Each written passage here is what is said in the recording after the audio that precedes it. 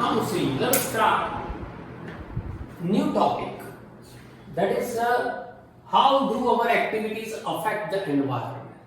You know that, and we have learned in this chapter that changes in the environment affect us, and our activity affect the environment. Right? Remember this line. This is important. Changes in environment affect us, and our activities affect environment, and that's why problem arises. Here in this lesson we are going to learn about only two problems. Okay, so our area is very limited. The problem is depletion of ozone layer, and the second problem is waste disposal. The first problem, so two type of problem.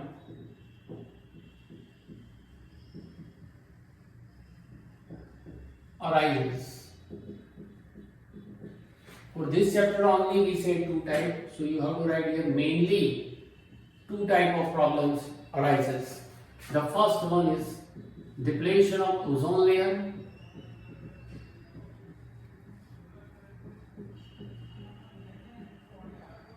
and the second is waste disposal problem. We start with depletion of ozone layer. You know ozone, the formula is O3. Three atoms of oxygen reacts with each other and form ozone. Remember, ozone is poisonous gas. It is poisonous gas. It is found only in the upper layer of the atmosphere. It is found in upper layer of the atmosphere.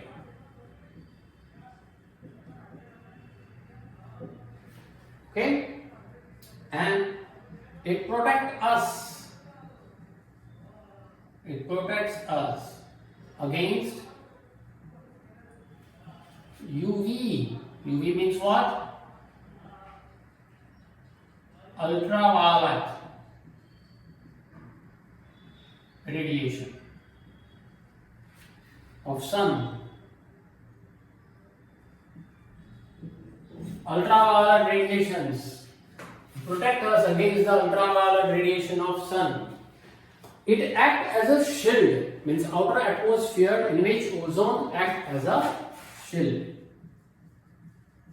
Act as a shield. Whatever ultraviolet rays coming out from the sun, it reflects because of ozone, means UV rays reflects because of ozone layer, and protect us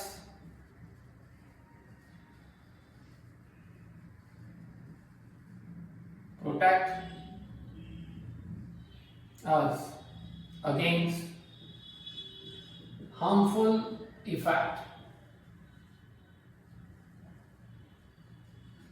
of it. As for example, harmful effects are skin cancer. When ultraviolet rays incident on your body or any living organism body, then it causes skin cancer.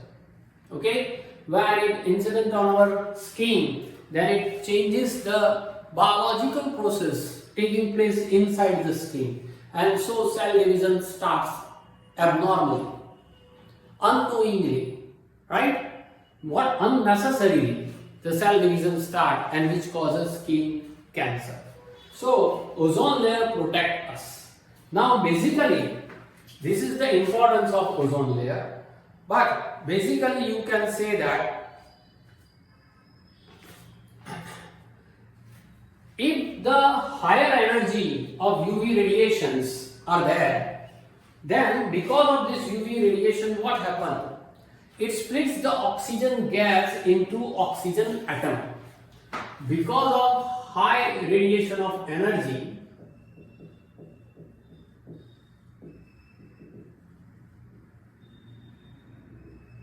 high radiation of UV energy, ultraviolet energy is high, then it splits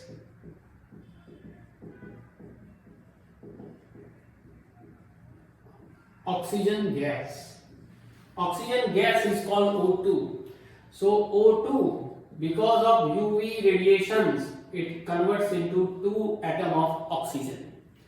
This one single free oxygen, it is known as, this free oxygen reacts with oxygen gas again. This free oxygen reacts with oxygen gas and form ozone. So free oxygen plus oxygen gas, it form what? O3. So in this way, ozone gas is formed. Okay, but nowadays ozone layer is depleted because of some chemicals. But nowadays,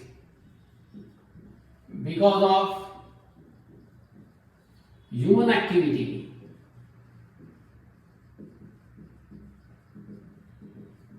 like production of synthetic chemical and use of synthetic chemicals like CFC. You know CFC is what? CFC is what? Chlorofluorocarbon. Okay, so use of this CFC, we increases the use of CFC. This is the synthetic chemical, man-made chemical. Synthetic means not natural. So because of the use or high use of this synthetic chemical like CFC, ozone layer is getting depleted. A hole occurs in the Antarctica region. You know that CFC is used for what? CFC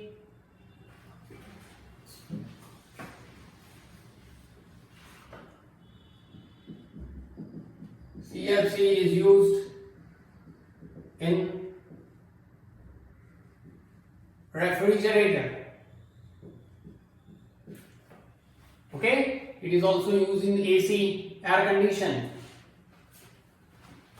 As a refrigerant, means to cool anything, CFC, chlorofluorocarbon is used. But nowadays, what happened? You know that world is worrying about this ozone depletion, right? And because of this, in 1987, UNEP means United Nations Environmental Program. But in 1987, UNEP, United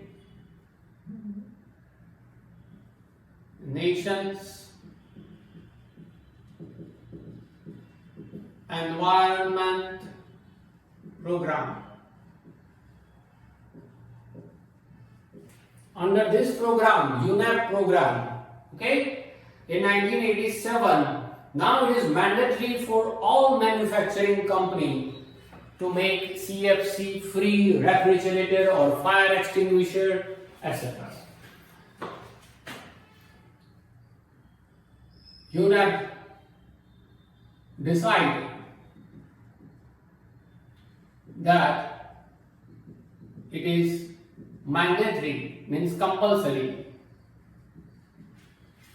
for all manufacturing company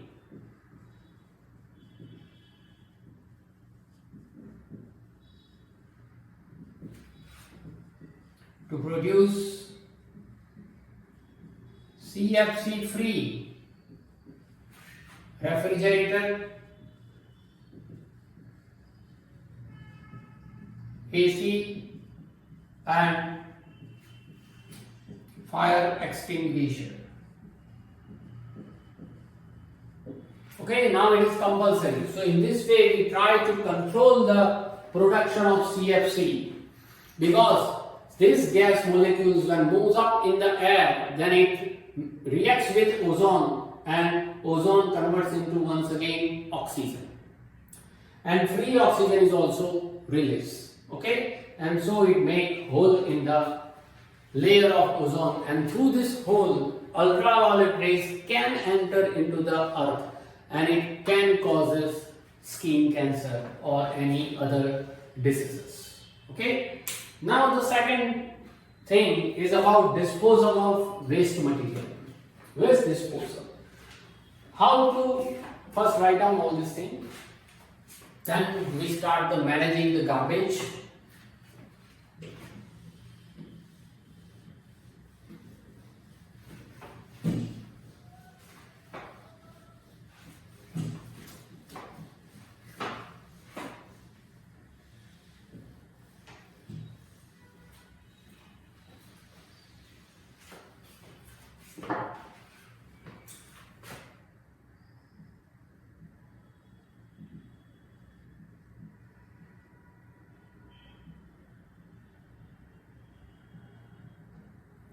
Managing the garbage. You know that garbage means in our daily activity we generate lot of material. In our day-to-day activity, kitchen garbage as well as the common garbage or dry garbage also. So in our daily activity we produce many material which is thrown away. આપણે એને ફેંકી દેતા હોઈએ છીએ. Okay? So this garbage, in these substances, they are of two types, biodegradable and non-biodegradable. Two types of garbage are there. First is biodegradable waste,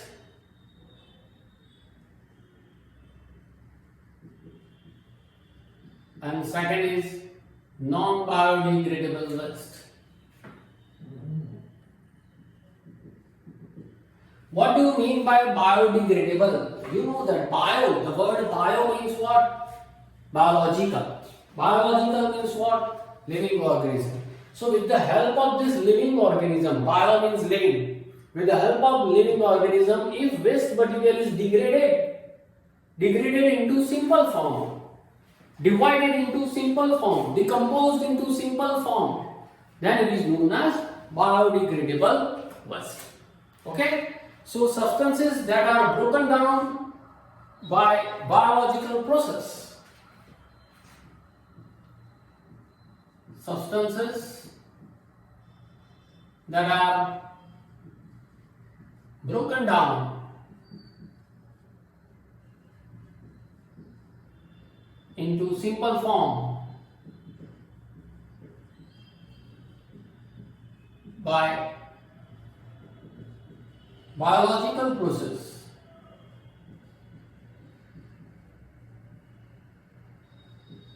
are called biodegradable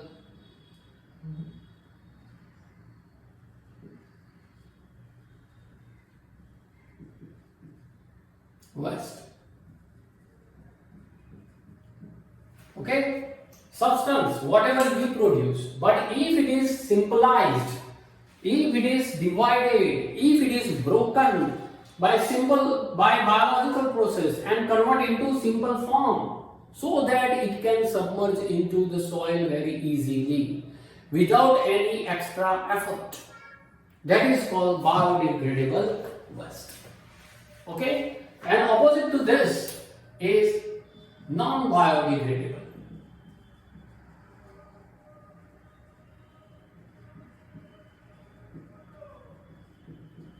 Again, you can write that substances that are not broken down,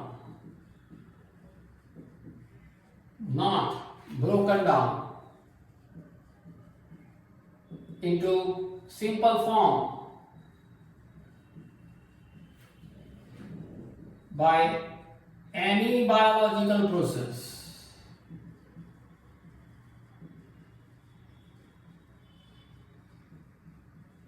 are called non-biodegradable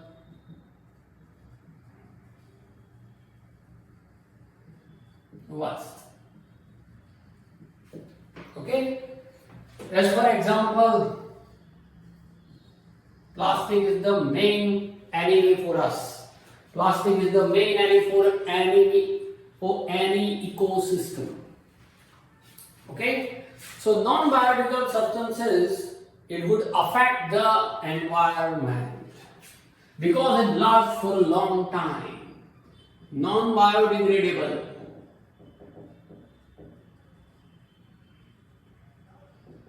substances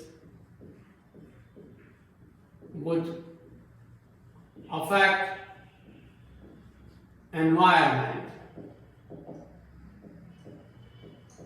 Why? Because it lasts for a long time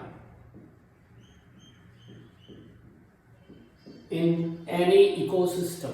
It remains as it is inside the earth crust.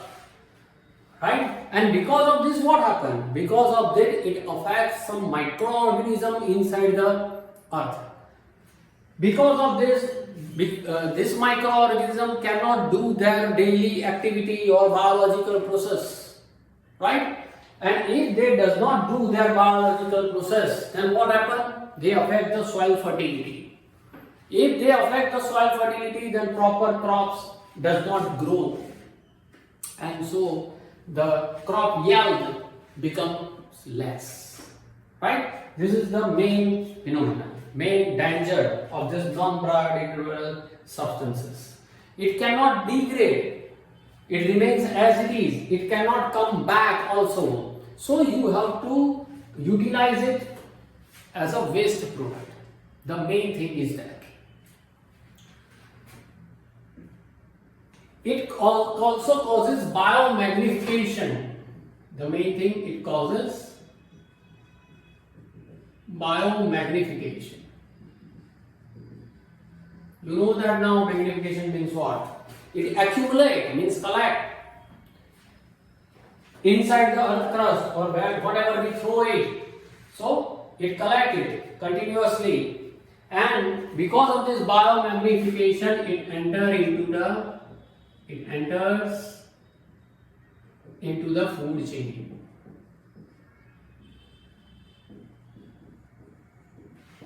As for example, pesticides like DDT, dichloro, diphenyl, trichloroethane. Not in your course, so don't worry about this. Dichloro, difluoro, diethyl.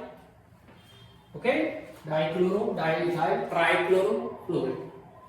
Okay, छोड़ दो ना. So, in the form of pesticides, it enter into our body. Now the question is what? How can you, particularly you, how can you help to reduce this problem? How can you help to reduce this problem, particularly problem of waste disposal or problem of waste disposal of non-biodegradable substances? The first thing is what? What do you think? That you have to reuse it. As for example, plastic container can reuse as a to grow plants, means small pot. Means first help is what? We have to reuse this non-biodegradable material.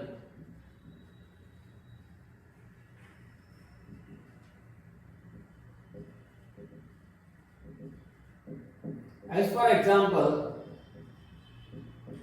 plastic cans would be used to grow plants in a pot. Plastics are used to make road.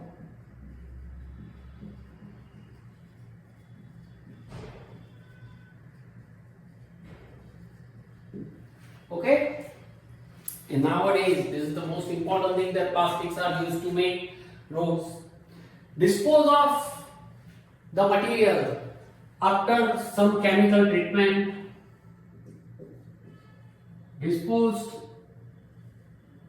the material non-biodegradable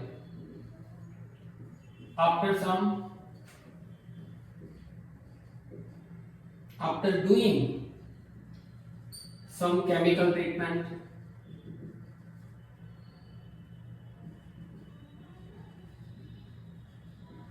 Means water should be thrown away from the factory after doing some chemical treatment, so that some harmful chemical does not enter into the river or lake, right? And by reducing the volume of water, by reducing the volume of waste, right? By burning them into furnaces, incinerator. So we have to reduce the volume of waste by burning them scientifically into incinerator or called furnace, chemical furnace. So we have to do this type of methods, so that up to some extent we can help to reduce this waste of non-biodegradable material. Okay, how to dispose of it. So this is your lesson. I explained it thoroughly. Now you have a notebook. Read it, you can get it. Okay. So that's it for your chapter number 15, and stay safe and enjoy. Is it okay?